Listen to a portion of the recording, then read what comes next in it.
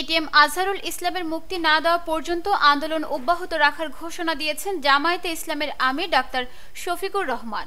মঙ্গলবার বিকেলে রাজধানীর পল্টন মোড়ে বাংলাদেশ জামায়াতে ইসলামের সহকারী সেক্রেটারি জেনারেল এটিএম আজহারুল ইসলামের অবিলম্বে মুক্তির দাবিতে ডাকা বিক্ষোভ সমাবেশে তিনি এ ঘোষণা দেন।